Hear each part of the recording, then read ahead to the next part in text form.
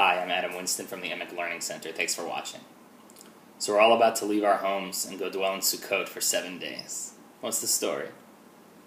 So the Torah tells us that at Yetzias Mitzrayim, when the Jews were leaving Egypt, they spent 40 years in the Midbar and they dwelt in sukkahs.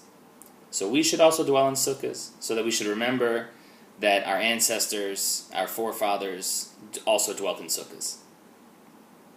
But the question begs asking, if the story of Yetzias Mitzrayim took place in Nisan, and the dwelling in Sukkot immediately followed, then we should celebrate Sukkot in Nisan.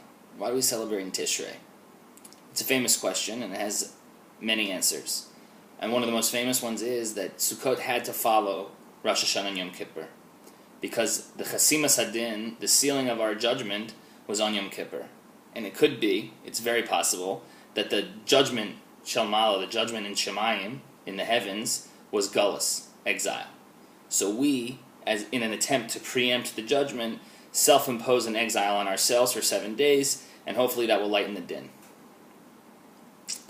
But I wanted to propose a different twist on it.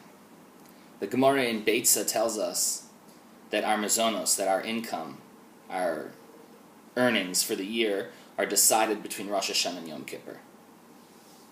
And we also know that the pasuk says, "Al kol chatosechem yichaper eschem," that the Yom Kippur exonerates us, that Yom Kippur absolves us of all of our sins.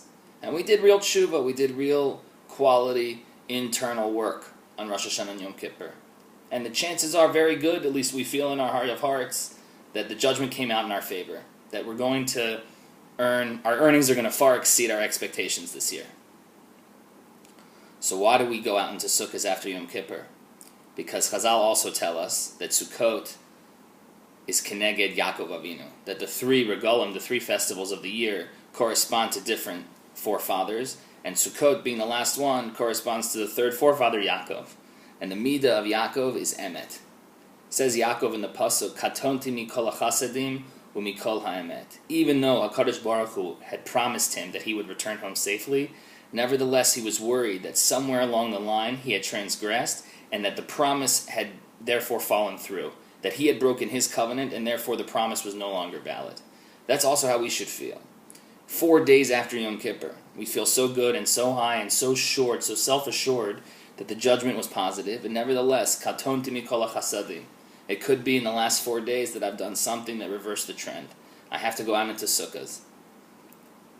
And if that depresses anyone, if that makes anybody feel low, another reason given that for Sukkot following Yom Kippur is that as Balei Tshuva, people who really did Tshuva, we feel that we can't escape our previous sins. We have nowhere to go. Ein lanu makom. We have nowhere to go. Says HaKadosh Baruch Hu bo elai. Come to me. Come dwell in the real sukkah. It should be the will of HaKadosh Baruch Hu, Yehi Ratzon, that this year all of Klal Yisrael should be roi to dwell in sukkah achas, in one large sukkah, and we should merit to see the Bias Goa Mashiach B'Himra V'Yameinu. Amen. A Chag Sameach to everyone. If you'd like to learn more about the Emek Learning Center, please visit us at www.emeklearningcenter.com. Schedules, shiurim, a list of events, anything you could desire can be found there. Once again, a Chag Sameach. Bye.